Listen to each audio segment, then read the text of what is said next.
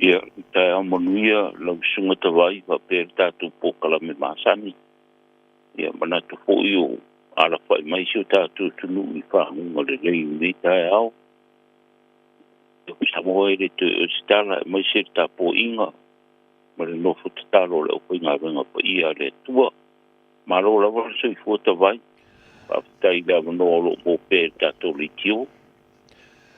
No, whafte fo I lau whionga mo le whawana mai o teimi I nei tai au mo le tātou pokalame se I tā tala noa. Le fsasa mai lau whionga Consulate la walau si le fia I tu langa lea e iai la tu fo I e malanga mai Samoa I New Zealand nei I le vaenga fo le ko ngā visa fo le resident visa. O te le o loa po a conditions le visa a lea fo I le umi mwhaira no fo le tangata pe mawhai fo ona whenua I Samoa ma New Zealand I le visa lea ia e le lei fo I whamanino mo le whafo mo le tino ia manino le iai I le tūlanga le whamon mo le lama Afemata. Ia, whawhitai te wai I tūlanga ranga wo iei me o te tōpū. Nāne. Awa e maranga mai sio tātou tunu I visa ho I e maranga sesi mai politourist visa. Tāru sangare I nei maua le awanoa e maua I le resident visa, residential visa. Nāne. O le visa le e lua tausanga a iei o nā ia inga. O le me le ie tu ngā visa le lua tausanga. Mwhainana e pēr loa E Samoa ma E te sau. Aru ma E te sau. A peita I ane. A umaro le lua tausanga e te ri tāsanga I sau no po mau. Permanent residency nei I New Zealand. Kung leo expire visa na pointaro leo na ito fo I mai te maranga I Samoa. O le mera le talo to e vita tō tunu. O le visa le lua tausanga. E whaanga yu I ai lau tausanga mo le permanent visa. O le visa le te nofu maua I nei. Nāne. A wote whatamala wai umaro le lua tausanga lea. Ai ova I nei pe te malanga I Samoa. Mo le mwhai ona e toi wherua I le visa lea. Aro o putu wa wanoa mai a le immigration in New Zealand. E te toi tau sanga I loa. Mo pe panofu mau nei I New Zealand. Ia, e masaniana o tu mlewa le pe te umai. E tire korol vaenga le immigration. Ia e la patai a oi tau tuana ina ia e tau sanga I lau no mau. Te pano fumau. O no vela expired o tau sanga. O iei la me o tutupu tawai. O ni si wa uma le lua tau sanga a toi maua murimuria e nei New Zealand. Ia on toi whaako I role sa mo o overstay e nei New Zealand. Ai o le leo le visa lea. Le maua I lewa no mwhai ena e tau sanga loa. I o pe pano fumau nei New Zealand. Si vanga na o e soria se tula ko noma al fanga solonga e fai mo I na maolo pe pano ko ma ia o le apply e rolo citizen New Zealand pa e usta ia inga ia le ku maolo no fonde ni do tau sang mo le sele te fervo ia nei te wo I ti rai pa pea o tau sanga le o mo residential visa ina pa pea le o le manatu mafa I pape a Samoa mto e koi mai. Ai ovaro ai maise a pea ova a lai ti Samoa ai rei masau ngā yu ingo whai a mortau sang ino epa. Mwhai e no fu mau I a pole whai kui na moro si sendu sila. E tau fi ai la oi Samoa na whai tālea na e toi o mai renga teilea. Ia o le toi whafo I o I Samoa pea ovaro visa lea. Ia ai ani ni me fi a mamla mai ia o tu mato ofise pa mamla mati de tulanga tawai. Nai le tenu mal fa mai au pore la wana matu le telefoni e te malau ia le fa Consulate mo na ofisa e fa mamla mal tele vaenga o le visa foi la le fa ana e malanga mai nei e fa ngaluenga I toro New Zealand. Ia o le rawa. Tu sa o le residential visa. O matala I inga umana sa fa ngaluenga to ia Samoa e foi mai. Ai ai la ona puipuinga ia uma e le lua tausanga o e tausanga e lau no kumau e pano kumau tu mau I New Zealand nei. Ma nei manu le tati tala no ai vanga le visa fa mo le la fionga Afemata E ni se maua malanga tulo ofisa if you tell sanga mo visa for you masal por visitors visa mai sa mo tono New Zealand e o se malu si anga le official consulate la tulanga pe tawana o le official immigration. Ia whafteia ta vai ta sidea mata o polo o tō wa ato e le tātou tunu i tātou ofisa. Ona ofisa i New Zealand, e malanga mai i New Zealand. E whaamaru ua tō e le tātou tunu. E le ai ma se sootanga le tātou ofisa. Ma le imu koe te me New Zealand tūranga le tau ofisa. O le mata whai o i lawa le ale mālo New Zealand. Ia mō le whai o visa malanga mai. A le o visa tā whao. Ia o tau sanga o pe pano kumau. Po le alawa le tū ngā visa. E le ai ma se sootanga hui lea ona o tātou i tuto tasi ai tūranga tau wā tātou maro. E se wangara nisi pisosoani pe o atua watu se tusi rango mo tūranga whapena ar tātou ofisa. Ai le guarantee ai tawai e maua i lo visa. O isi whawhita uri e tūrai me o decline le visa. Ai o atu i lo ofisa pole se awara e pisosoani ai ia e pamaru ua kure tūranga. O visa mai i nisira o le matawhai wala ale immigration na New Zealand.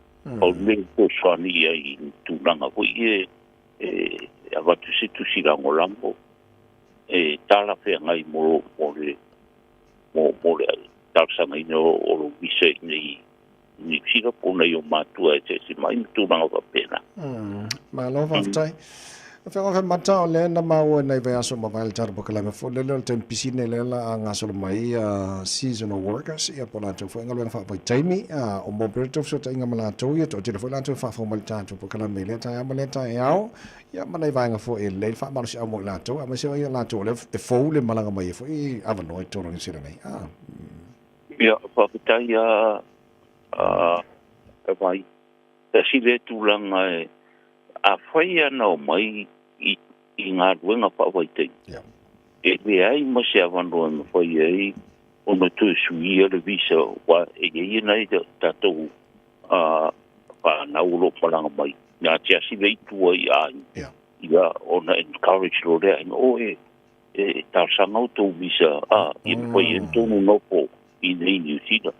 A rea o mar whaararo e le ma whai una sui ai e ngā visa nā o mai ta mai. A umar te ingoru visa tue whaafo i Samoa. O na tue tārsanga mai pe a whai pia a siasi mai o lato ainga. O le tūlanga le pi hoi ana tau awe le tā pōkalam. O lo whata oto hoi a whai whaawai e o mai a ia le au seasonal workers. O sa oi whata anga o lo wha mautu i ai. Ia la awara uia e tātou ainga. Ia pe api whiroa i ai. Ina i o tātou tangata. Ia aole tāu sanga lawa ia tau tūnā ia tūlanga. Ia o mori pui ngā sanga le pū. Me se o tūlanga i me tau mawhai te malanga mai au kilani e sāi me tūlanga whapena. E rei a sea whai no le tūlanga pe au ia. Tūlanga le whanoi le lei. Ia a mai hoi. Ia tau tūnā ia wa aire ri auni i o e nisi tūranga. E ia o pārare tupu mai. A o le nganga ia o le ni teimi o amata fu unu pisi mai o amatana sele ia teimi fu o fuata o fuara au nei nisi. Ia o awa tatu po karame i le pai maranga mai o ngā roe ngā parwai teimi. O le nganga pia lea ma le ngā whaakitai. E mo ila vaoro per favola vene tutti taloni a lo nga solo lea ia nei New Zealand o ia wa tu po favola e me te lava leo mai ona nei ta tu tangata mo le vano fe o ia ta mare ale company ia mo moria poi ono le ta va ta va fa mal ia o be tu ale staro ia tau tu na ia lava le fa auto pe a pai e feo i rungoala te te e maise. Le awa mahalosi. O lo pai la mo whawhita au ni tūranga ia. Ona o iei a whamisinonga o lo wha ngā soro i nisi o mōria. I tūranga ia so tūra pono ia feo i rungoala ta wale ona nā. Ia me se po i le sao. matulanga whapena. Ia, talo toi pea, a whai whapongponga mai ia le au whinga ruenga. Ia fwoi na malanga mamau mai, ia no risu malo a wā lava, sa iri malo a wā ainga, ia tautua nā le avanoa o tau mau. Ia, owa lua su afe, ia le visi whataritari lei sa mota vai. Ia, a wailo o moro o avanoa. Ia tautua nā, ia whaonga le avanoa, whaonga re leima, whaonga te tau le avanoa. Ia, wale atina e no le tatou ainga, pion tu uai, ia sa moa. Nea, sa la pasene le whamanata nei tai au, na maua fo e lau sa langa le nawa aso ma vai, no fo ta leita to e vave whale tus fo lau langa i fo i teime maro loi le ofisana whengar Consulate, vai teime o te sema. Ia le mana e nei masina i toe le i o na masina, vave whakope le langa i a tus fo lau, ia langa le fo walka in pisio, ka whaonga fo i sa moa lato. Ia, e sa ole le ia te vai. Mana tō fo i te vai o le tato ofisei e tu la whainga runga i te huna pautangi e tātou tunu. E la taimi o le weekend. Ia e nisi o tu mare vālere. Ia ma rem whai ona o i Samoa. Ia ona vesi mai leo le weekend. Ia e me se fo. Ia ua maro ro i le whainga runga. Ia mani tōta vai a whai e tupu se me whapena e weekend. E tu tongi ko i overtime me la whainga runga. Mea la ai e si la pia e tātou, maparo le tātou tunu. E tu tongi fo, e amo le ofisa i a taimi o taimi. Ai rem pwintu ua, ona o le vāwheroro i a mesire o le tautua ina o si o tātou tunu. Ai o le talo ai e tawai e tātou ngā rua whaatasi. Mo o mai koi le taimi o maro ronga o Kirisimas. Ia o taimi whainta ai. E whio roro ara weekend si wai temi wai maua o pinga runga i o la to ai. Tu langa papena. A oro i ato maroro. Ia o pu malanga sa mo o pinga runga po pela vai o maroro. Ia on a mere o te fata mar. Vale pa alo sa mo. Ia sa honi mabao vai ro tu solau po o expire. Ia vai fo ia aru le one way ticket ia vai po i le exemption i lau. Tu solau. Ia ta longo a masifau ne i tau tūna i tūranga ina ia e sa hau ni te alu fia Christmas i mre tau tau fau tāmo. Aua mautu ma me ia. E le anga ro fia maro o te kia roe asi o ai. Ai ala tūna mara vale. Ua maro ro Christmas i mre tau tau po. Ia ona whaaleanga ina ia leo ro Christmas. Ai e whamanato te pele tūranga. O loo wa ai ata wa i temi nei. Le tō tele o loo ua naunau atu whaia i e tusi walau tūranga whapena. Ia e momori atu e ngā whapei o li tāpena mau. Sauni ma mau o wale. Sauni atu i Samoa. Ma lau whaftai, ia o le a taurunga le tāpo kalamele nei tai au, ia e li leia o tā ua ia pinga o ngā whamangaku a ma watu ia tafo le atunu se ia lofangi e kāku o lo mai Samoa. Ia o tāu sanga māsani a tawai. E whamanatu pēo lo o mai a tātou. Ai me sau fua pa e le langa o i kako karo. Ia le ngā pere o kako frozen a ufi o whai tūlanga whapena.